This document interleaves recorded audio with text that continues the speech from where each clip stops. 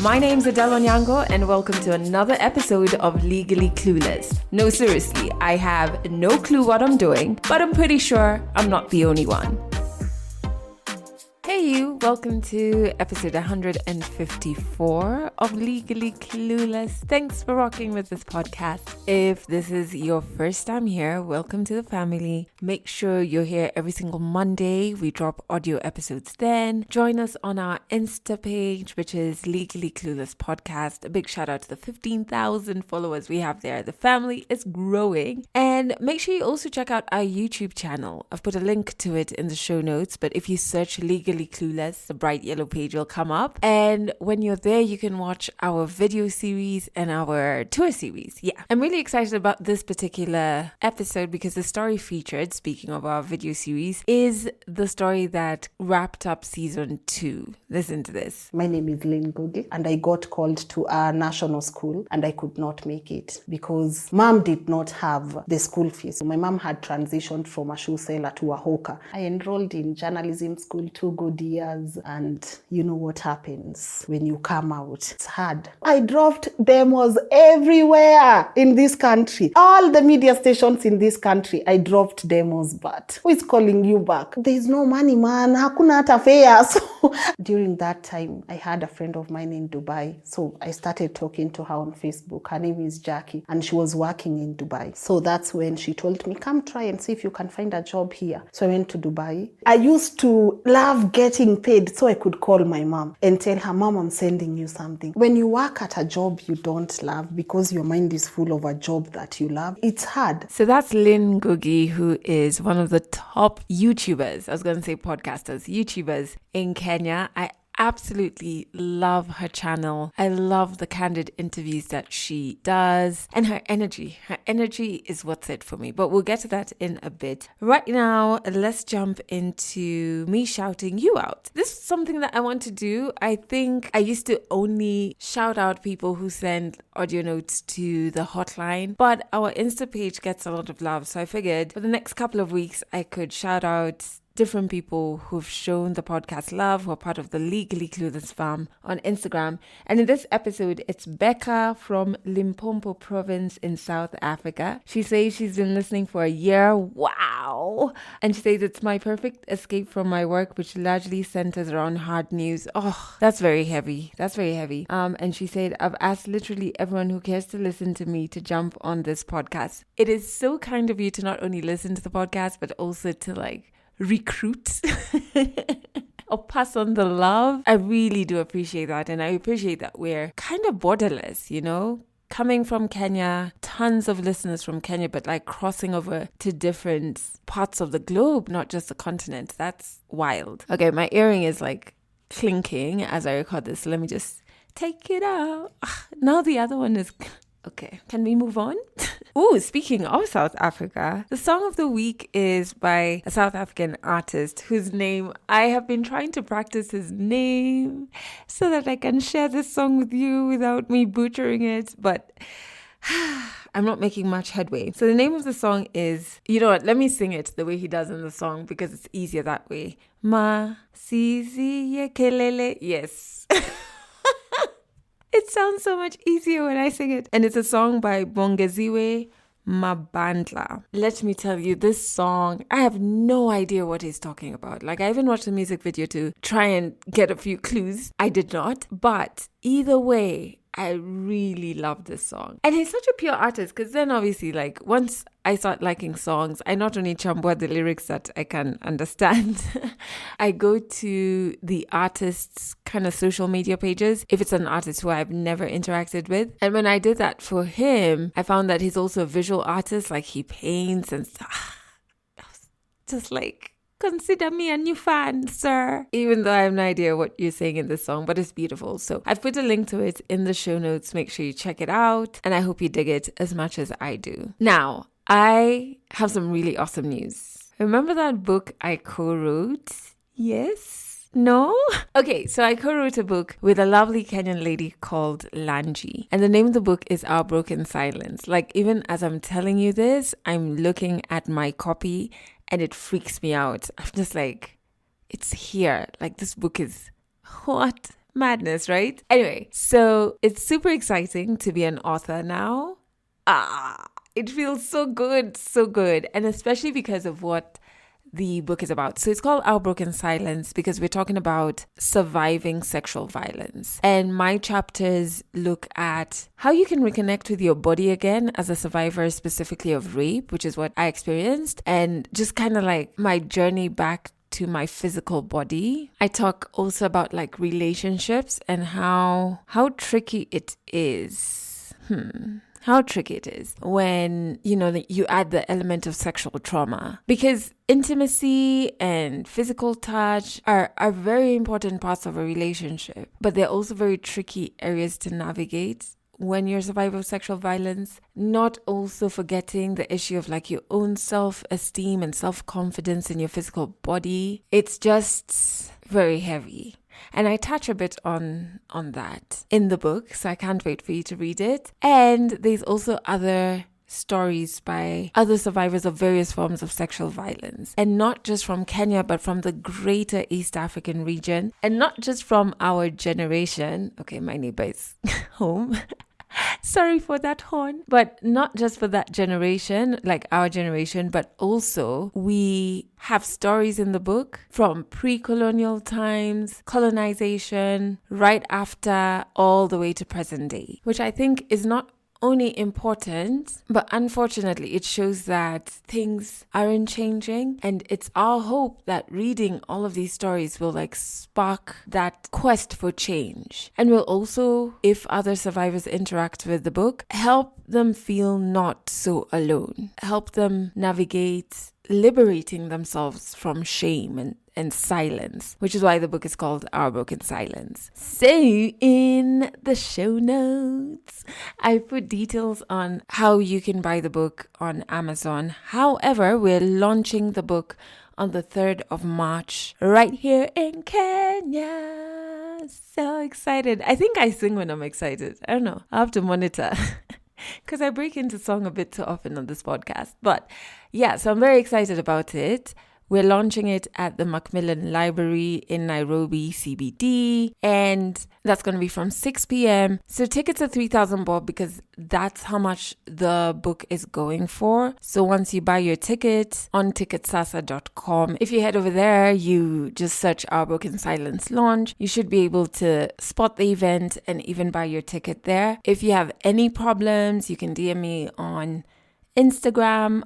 I'll put up the details there as well. Right now, we're just really trying to push as many people as well we're allowed to, COVID protocol, to come for the launch. It would be so nice to see you there. If you're in Nairobi, that would be super awesome. And also remember, a percentage of the proceeds from the book go to Safe 247, which is a project under my initiative, which is a free group therapy program for survivors of sexual violence. So it's linked to so much, and I'm really just so excited. Like, if you see me now, I'm blushing. I'm looking at the book like, oh my God, how did you get here?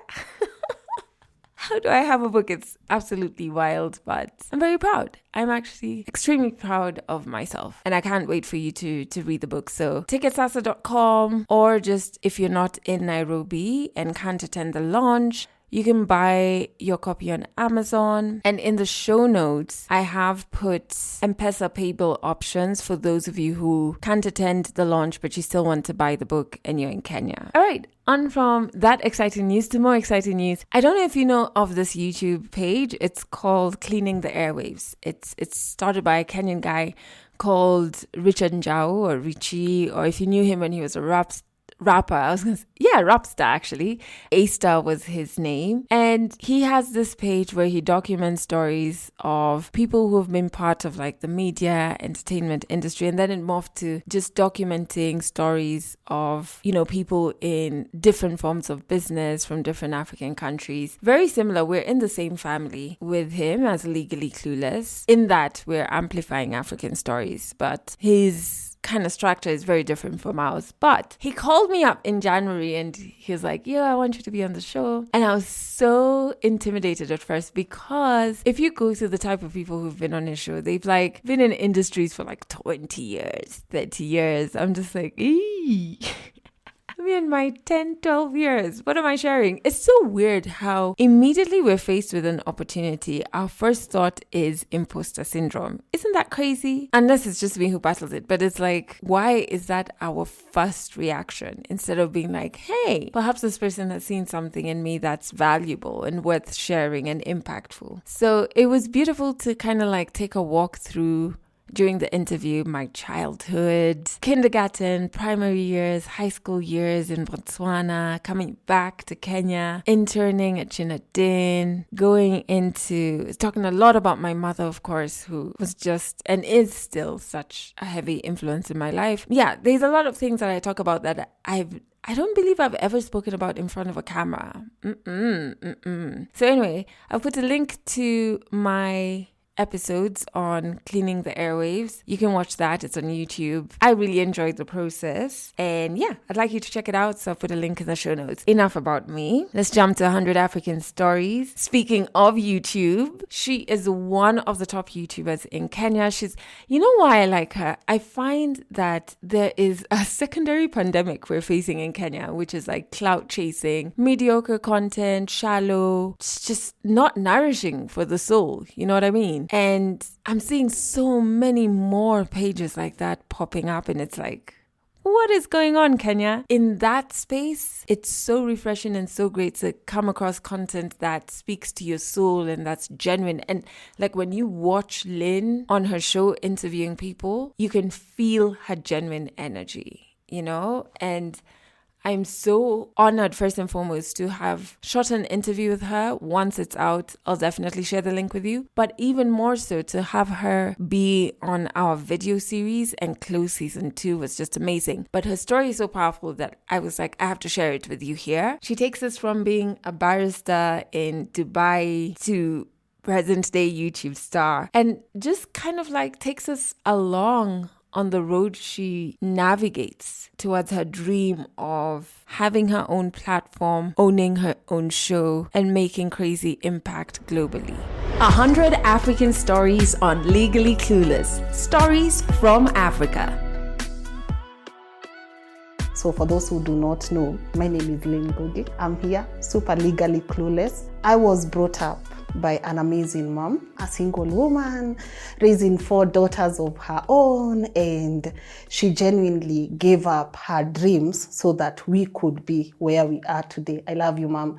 Growing up was not easy, especially in Huruma. Shout out to all, I'm gonna say so many shout outs in this show. Shout out to the guys at Huruma. Growing up in Huruma was not easy, never easy. Especially when umekaa hapo kwa dirisha and you can see people, thugs, and wananyang'anya watu vitu, and you can't shout because you're like, if I shout, and these are people I know, they will come and they'll be like, mama shikwa, watoto wako ndio wanatuuza. So you would just be an observer when people were getting, thieves were doing their business, because you can't snitch. Do not snitch, or they'll come for you.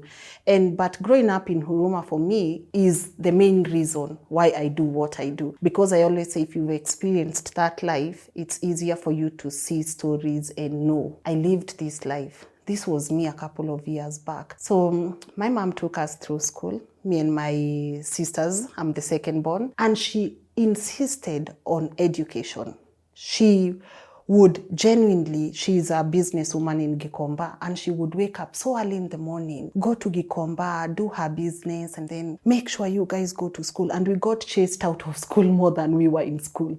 So I was the kid where if the teacher comes and they want to say, I know many people don't know, my name is Pauline. So if the teacher comes and the first thing they want to do is get rid of the people who have not paid fees, they'll be like, Pauline Gogi. So I used to stand even before they come, because I know I'm out. And then you will wait for the teacher to move around. So you just act nicely, you take your bag and you walk out. And then you time the teacher when he goes back to, and then you go back to class. And then he comes for round 2. I told you to go home. So it was cat and dogs, Tom and Jerry. I mean, at that age, when when the teacher comes and the first thing they will say is leave, you feel sad because you are a brilliant student. I was always among the top students.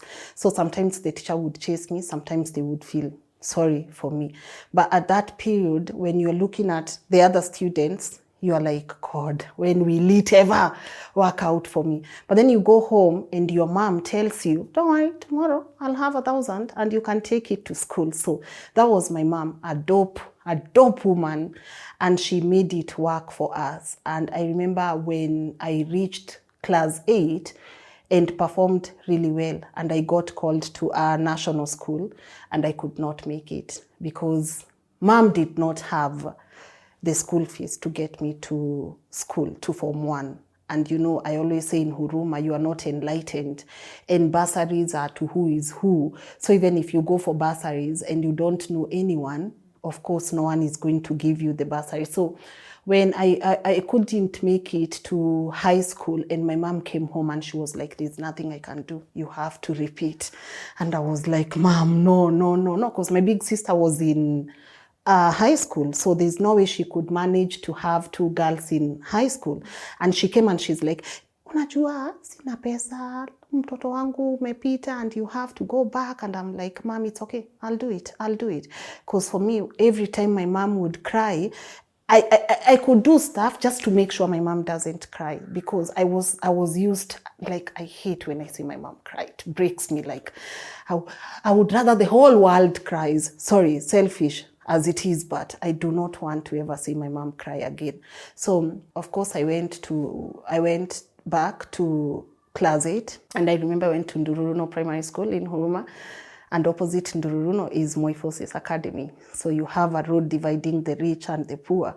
And I was like, God, I showed up with my small locker. It's when Kibaki said it's free education for all people. So I showed up with my small locker, and I had this really small locker. It was so small and out of place.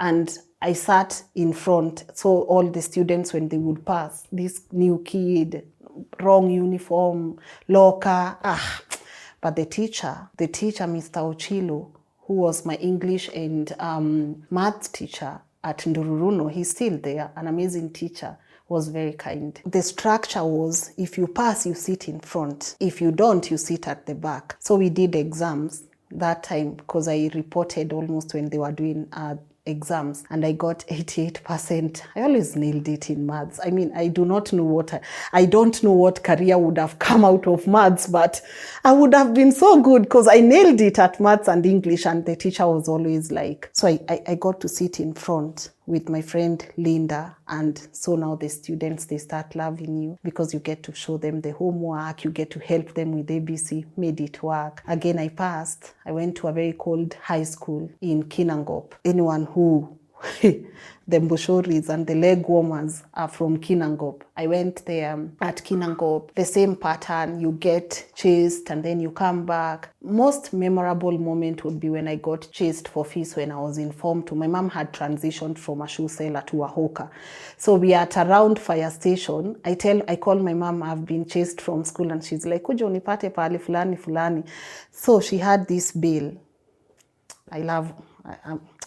I don't know how hawkers do it, but they really do it. With their mizigo and kanjo, they really do it. So I'm there with my mom. My mom tells me to find her. So we are selling the shirts, and people are buying. So you move from this point, you run, you go to the other point, you run, you go to the other point.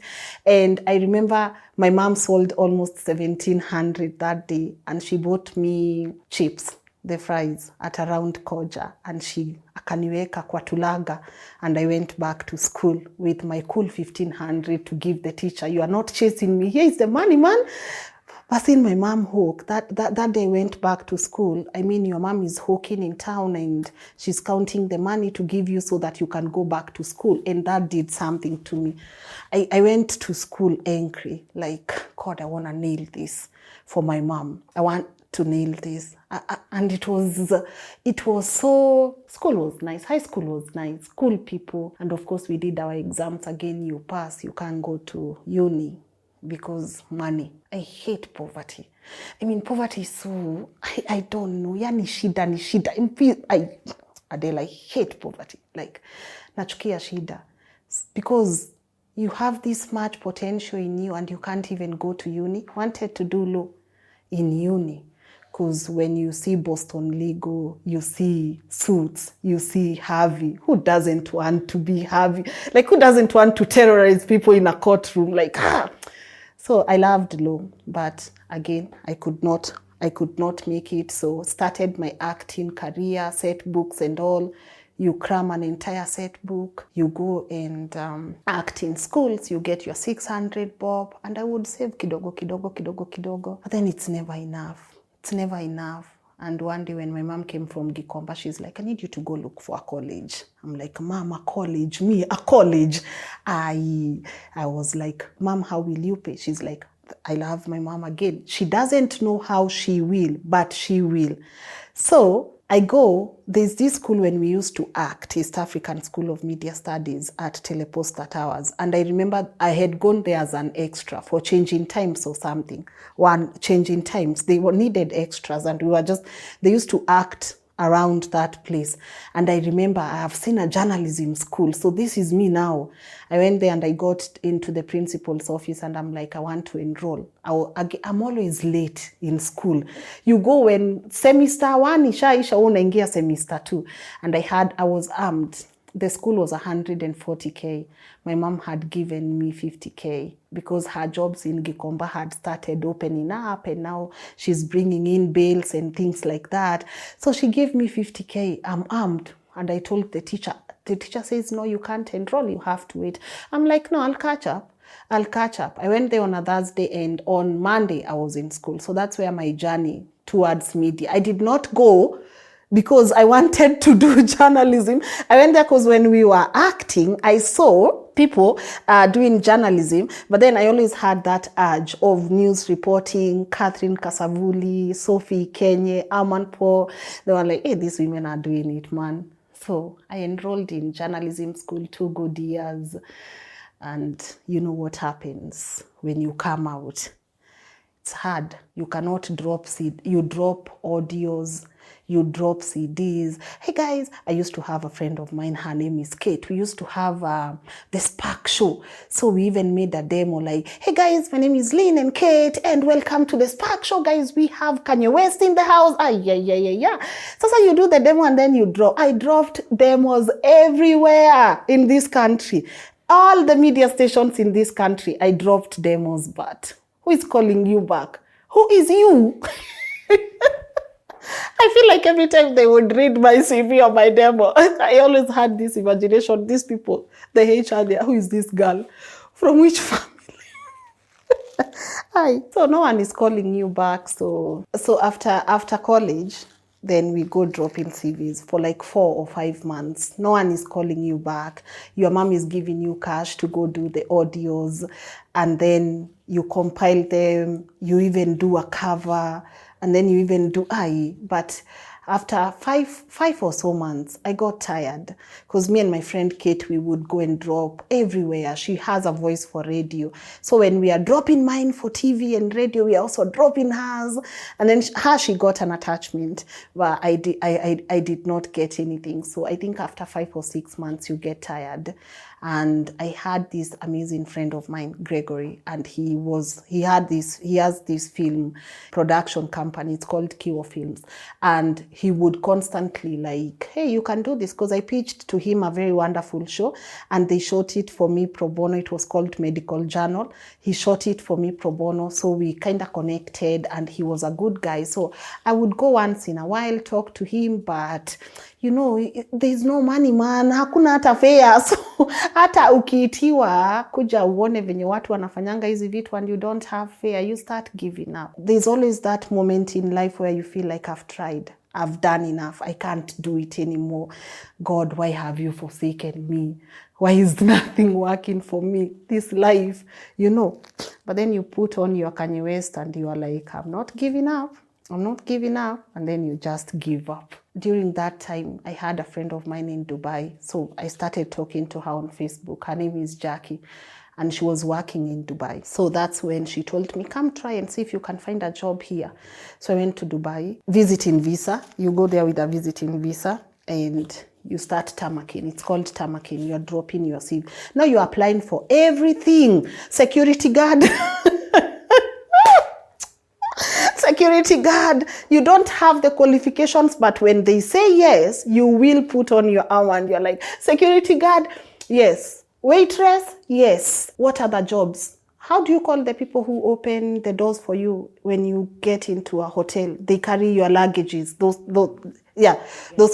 ones. Yeah.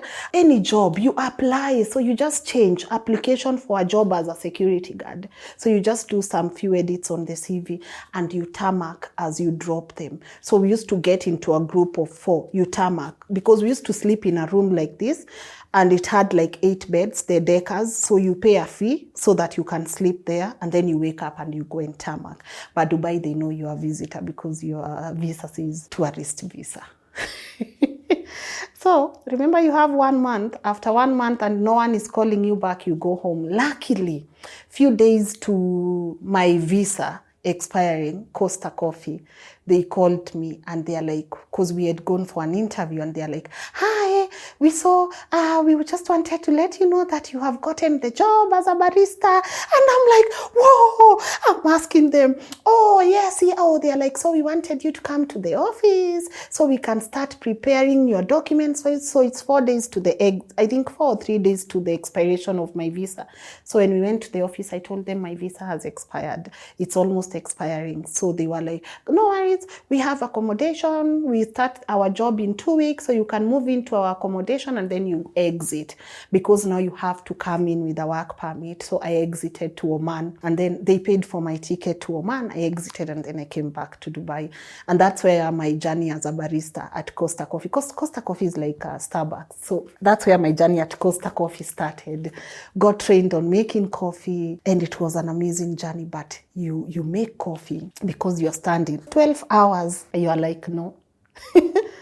You keep thinking, I could be a journalist back home, because everyone in your circle is like making it, you know. You see people are making it, and you love this job too, because you get to send back a bit of money here and there home. I always felt good every time I put money on my mom's, like sending mom money, and then, mom, nimekutumia enda uangalie.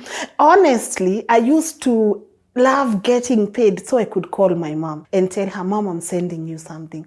I loved that part. So even on this song by The Good Life, for the first 10 few years, when they say my mom won't pay rent no more, I always imagine my mom, not her Bentley, not paying rent and all those things. But you do this job you love, you start making friends, and I even met my ex-fiance.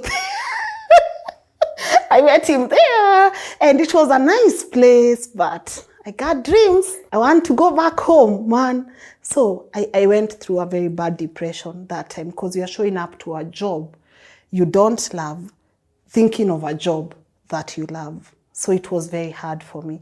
So I quit. Like, when you work at a job you don't love, because your mind is full of a job that you love, it's hard, because you have no family. I mean, your mom is not there, you can't call her. Your sisters are not, you don't even want your sisters to know you are suffering, or even your mom to know you are suffering, because she'll tell you, come back home. Your mom does not even know the job that you are doing there.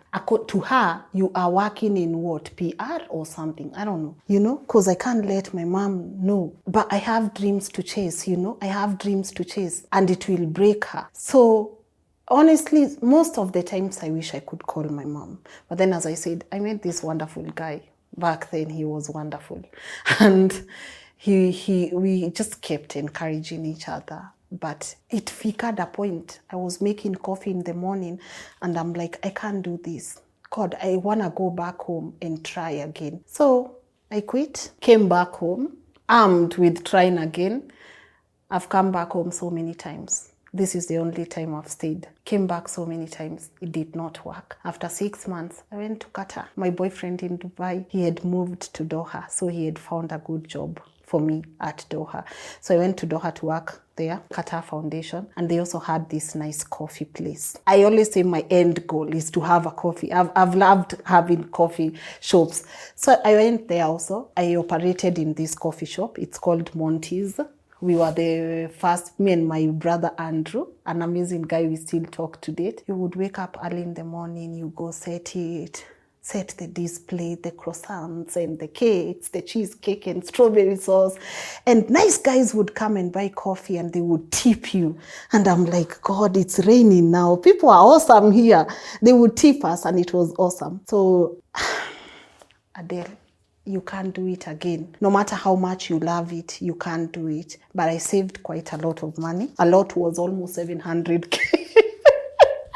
To a girl from Huruma. 700K is no joke, yo. It's not joke. It's not joke. So I had saved that plus the one they give you the eggs, because we used to work for Qatar Foundation and it was nice. The pay was nice. The apartments were beautiful. We were living the good life because it's Qatar Foundation, yo. So you're living a good life. So I saved almost 700K. So I had quite a bit of money when you put together with your saving. I came to follow my dream here and I was like, now I need to go production full force. Oprah Winfrey is here, guys. Say no more. So I called my guy Gregory and I pitched to him my idea. People know this story, the Kilimani Moms Show, because we had this group called Kilimani and stories zilikuwa zimewaka hivyo. But I knew, and this is why I love doing what I do. In between words, people are in pain. So no matter how vulgar or profane this group was, there were people who actually found comfort by opening up in those places. People are talking about domestic violence. People are talking about rape. People are talking, they appear funny and gossip, but I could see something is not right here. People have stories. So I went pitched to Gregory Kio again, and I'm like, I have this idea.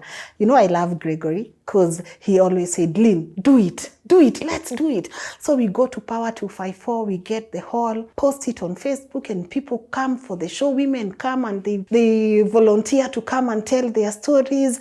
Adele, we had around circle, a semi-circle. And I was there standing now like Oprah Winfrey, interviewing people, yo, and you have your audience. And we had catered for, the production was free, thanks to Gregory, from the cameras. I had 13 people in my set. Even today, I'm yet to reach that level of production. I had someone asking me, Lynn, are you okay? Is your makeup okay? I'm like, oh my goodness. Someone is, Lynn, your mic is okay? Oh, I had someone on the lights, on the sound. Oh God, even today, I dream of having such a set one day, because that's the closest to magic of production I've ever seen. And Gregory did all that pro bono, called his community of filmmakers and producers and directors, and they came to my set for free, and we shot Kilimani Moms Show, brought to you by Lynn Gugi. Shot good episodes, put the pilot on YouTube, and then... my audience, they laugh at this part. And then I was served with a trademark infringement notice, copyright from a very big media house here in Kenya. Said they had copyrighted Kilimani Moms, so I could not use it on the show. And we had put the pilot for 2 days and it was trending. And I open on YouTube and my show is gone. My YouTube account is gone. And I have a letter and I just called the media house and I'm like, why? This is my dream, you. And the lawyer from the other end was so rude. There's that part of me that wants to ask that lawyer, how does it feel now when you see me doing exactly what I dreamt of? But then there's that part that tells me it's not worth it, because I never thought I would have a bounce back. This is the bounce back. Never thought I would experience a bounce back. But there's always that part that tells me to walk into that media station and tell them, why would you do this to someone you know? It was struggling. All my savings, all my dreams were in that show. And creators, copyright your work, patent your work, do whatever you can, own your intellectual property. And I felt broken because I was counting on that show. I knew this is the breakthrough. But God had plans. As much as Kilimani Moms Show was a good idea, I don't think that's the legacy I would have wanted to leave behind, because so many things happened around that name. I don't want to think that maybe God was saving me from the name. He was saving me from so many things, but at that point I saw it as, this is a battle between the rich and poor, between the who is who. Do I look like lawyers? Like, who am I calling? Haminwa? No, Orengo? No, who am I calling? Who knows? Nobody. You can't even pay. I mean, this is a show that everyone is banking on. Quality, sound. Even today, I'm yet to reach that amount of production. And everyone knew we had a concept and we were winning. And I called Gregory, I explained to him. Gregory is very positive. He calms me down. Like, because I was there. And he's like, let's see, let's work around it. And I remember the admin of Kilimani Moms, her name is Lynn. She's a lawyer also, one of the top companies here. So there was hopes. Because when I was shooting, I had DM'd her and I was telling her I want to do this, and she gave me her full support, So when I DM'd her, they did what lawyers do, and then it reached a time where everyone went quiet. So Lynn, I'm not paying Nziza. She's doing this pro bono. She has a family. She's a mom. She's also working. And you have these rude people who are just writing emails. It's like they want to finish you and show you is nothing. Who are you again? Kwanza, the lawyer, Adele, the lawyer was like, you need to understand, you can't just take people's. And I went to the copyright. And I'm like, why? It's Kilimani. Even today, I still ask questions. It's Kilimani Moms. Kilimani is geographic. Moms is generic. Who copyrights that in this country? It's a lie. You cannot copyright a geographic name. As who? You see, again, when you've put all your money and people are now starting to move different directions, you give up. So I gave up a good one, went into serious depression. That time I'm in depression. My relationship is also falling apart. So I was dealing with an engagement ring that I did not know where to take.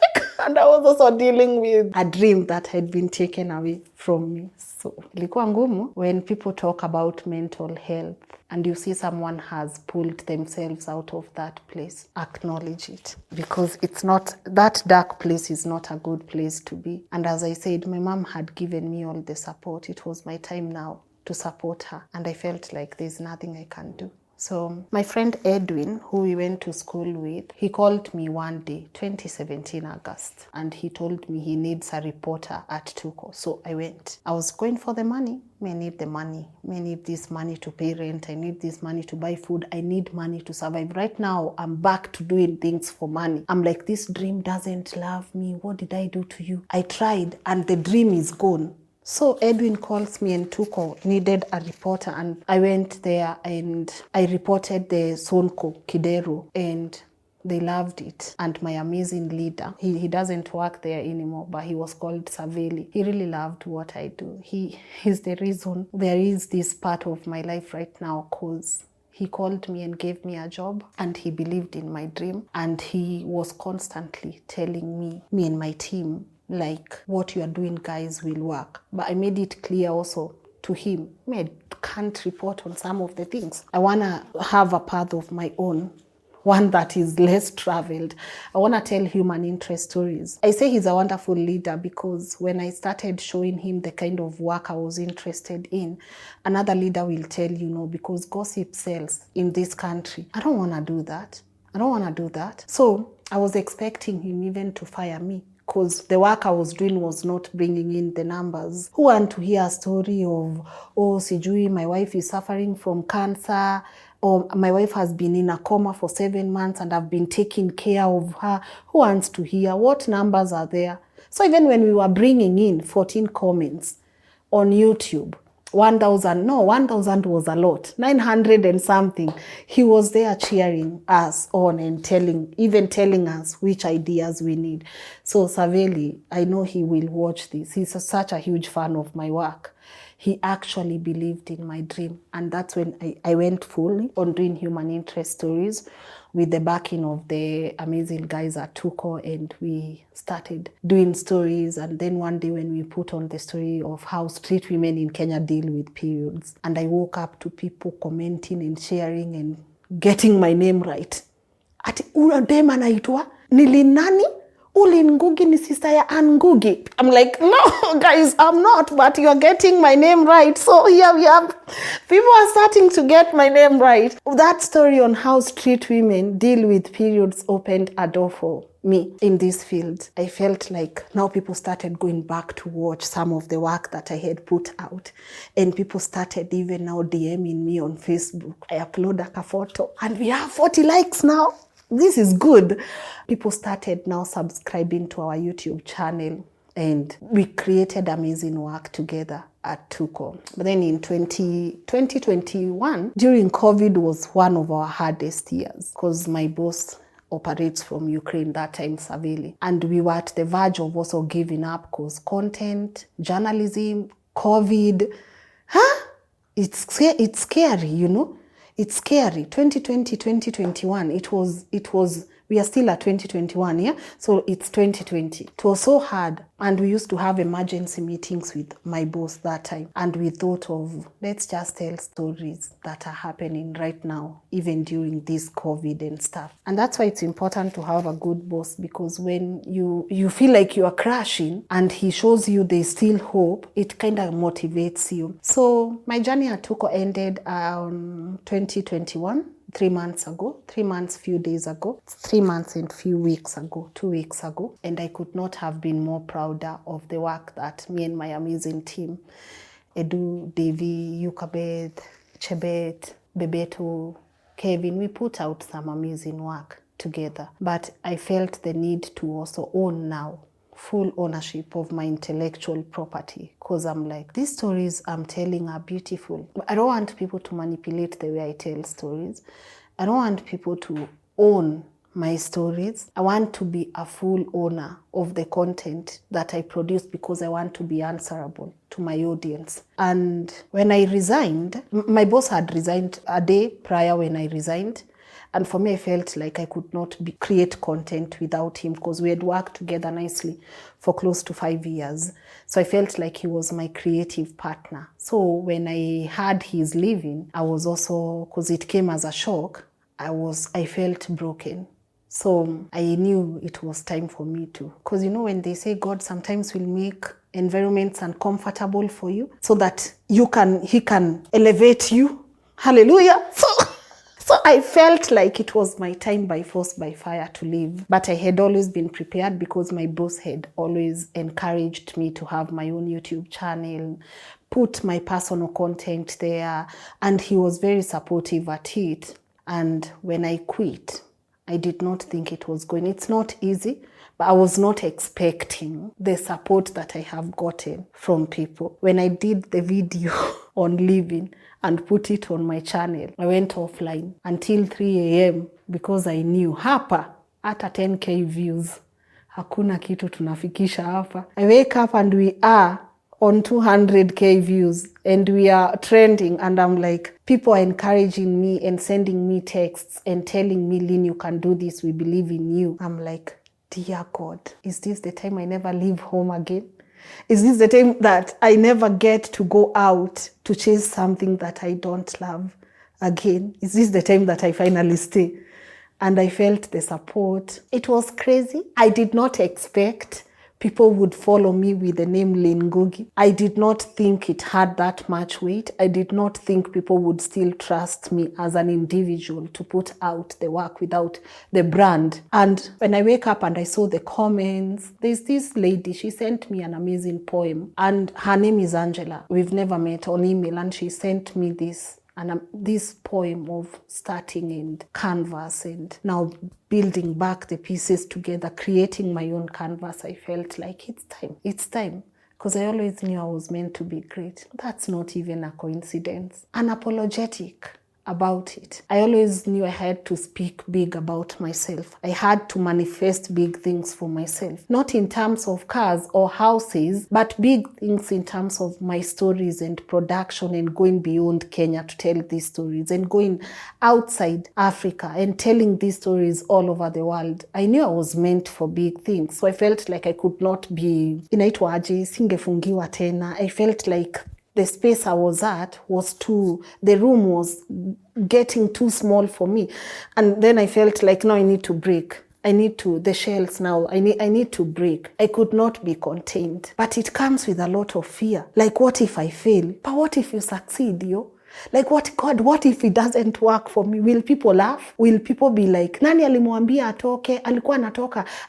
There were a couple of words said here and there, like, she can't make it. And it breaks you, because at that point, what you're looking for is, Lynn, you got this. And this is why it's important for you to know you can't please everyone, and not everyone will vouch for you. And when you hear those, she can't make it, I'm like, allow me to reintroduce myself. I believe God doesn't give you a dream, or he won't give you a gift and not show you. He will actually show you.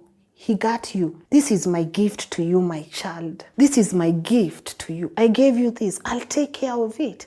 So I constantly say, when God gives you a gift, he will take care of it.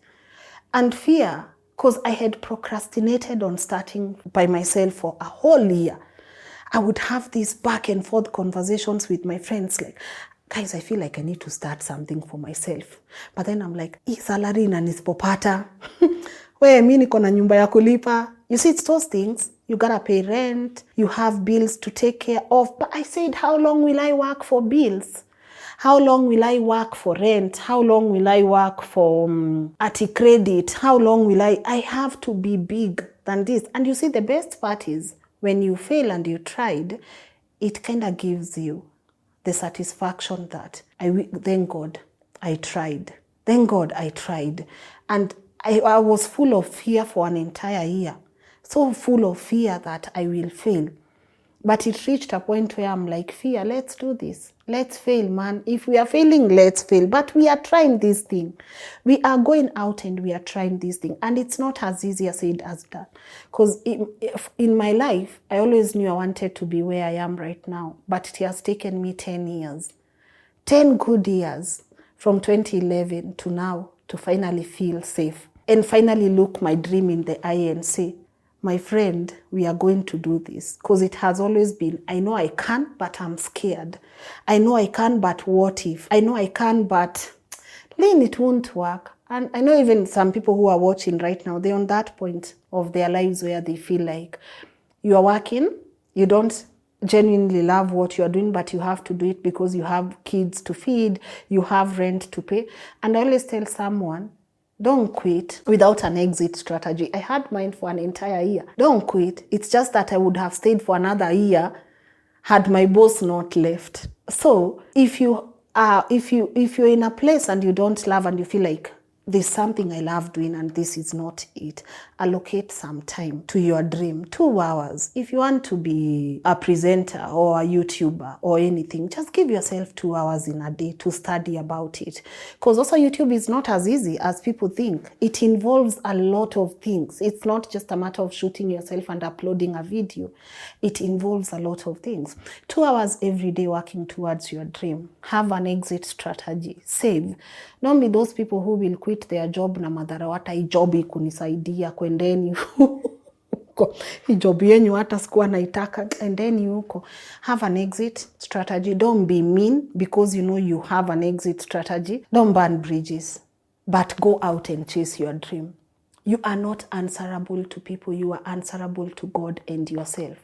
So if God gives you a gift and you feel like you can't do it, you are doing a lot of injustice in yourself. And I always say it's good to speak big things into your life, manifest them.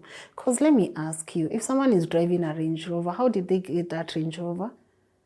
See, there must be a way. Okay, see, wash, whatever, like that. If someone genuinely got a Range Rover and you can see their pattern and habit, it shows you it's possible. It's possible. Tyler Perry owns a studio house right now, like an entire, like a big one. I saw it and I look at Oprah. Yeah, I mean, even if you are not to go all the way to US, look at you.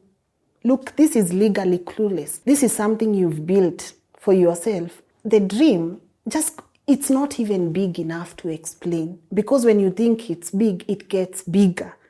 I feel like one day I just want to be there sitting with Amapo and telling her, I used to watch you as a kid.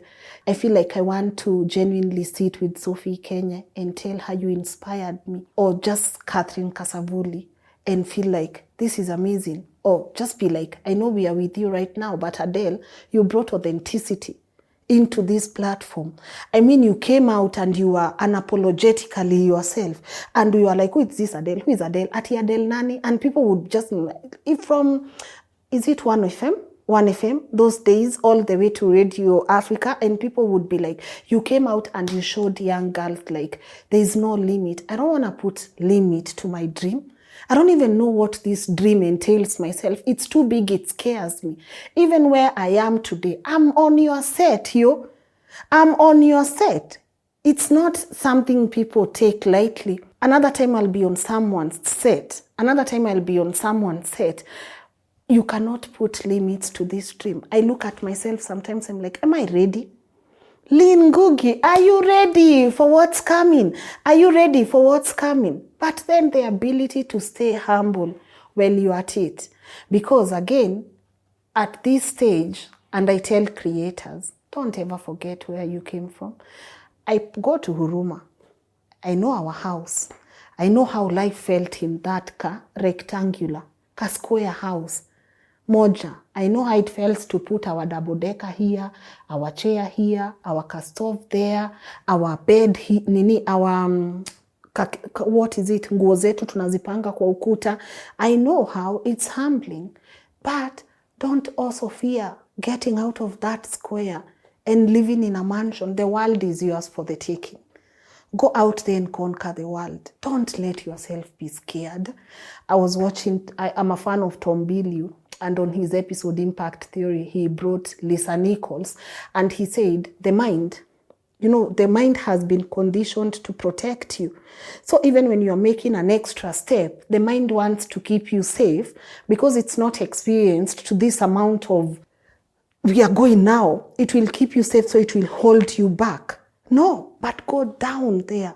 Fail. Fall hard. Because if you fall hard, only then will you experience what's on the other side, And I also love listening to David Goggins, and he says, what we are doing right now with our mind is 40%. Can you imagine? Even when you feel tired, even when you feel like giving up, that's only 40% of your mind doing the work. And David Goggins says, have you experienced the 60%? We are talking about a Navy SEAL who used to be a bodyguard to the president of Iraq. We are talking about one of the strongest men alive.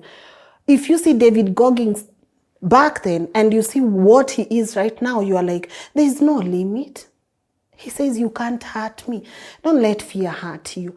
There is actually no limit to what you can be. There is no limit. And for me, I had to put in a lot of work to my mind, because mindset for me, it's everything. I had to understand what my conscious mind is and what my subconscious mind is. I had to be the one to control my mind. Because when you can get to that point where you are the one controlling your mind and not letting your mind control you, then no matter how hard life is going to get, you can always maneuver around. As compared to if your mind says stop, you stop. If your mind says don't leave this job, you won't leave this job. But your mind is yours to control, not the other way around. So read also, it helps. I started reading at a very young age, and that's why maybe my times even in high school and college and making coffee in between, it was easy because I was armed with a bit of knowledge here and there. And right now, the internet has made things easy.